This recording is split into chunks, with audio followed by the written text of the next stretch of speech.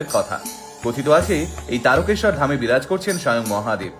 তারকেশ্বর মন্দিরের এই শিবলিঙ্গ তারকেশ্বর থেকে সেই গয়া কাশী অবধি বিস্তৃত। ভক্তদের বিশ্বাস অনুসারে এই মন্দিরে সকলের সমস্ত মনস্কামনা পূরণ হয়, আর তাই 12 মাস এই মন্দিরে লেগে থাকে ভক্তদের ভিড়। বিশেষ করে শ্রাবণ মাসে এবং আজ শিবরাত্রির পুণ্যতিথিতে বাবার মাথায় জল ঢালবার জন্য দূর দূরান্ত থেকে ভক্তরা ছুটে আসেন। বর্তমানে এই মন্দিরটি ইউনেস্কোর তরফ থেকে একটি হেরিটেজ সাইটেরও তকমা পেয়েছে। তারকেশ্বরের শিবলিঙ্গকে বলা হয় স্বয়ম্ভু লিঙ্গ। এই লিঙ্গ কিন্তু আপনি সচরাচর অন্য কোথাও দেখতে পাবেন না। এরপরেই বলবো ওড়িশার লিঙ্গরাজ মন্দিরের কথা। ভুবনেশ্বরের সব থেকে বড় শিবের মন্দির এটি। পুরাণ মতে এটি ভূগর্ভস্থ নদী লিঙ্গরাজ মন্দিরের নিচ দিয়ে প্রবাহিত হয়েছে, যে নদীর জল এতটাই পবিত্র যে প্রচলিত বিশ্বাস অনুযায়ী ওই নদীতে স্নান করলে মানুষের সমস্ত অসুস্থতা দূরে চলে যায়।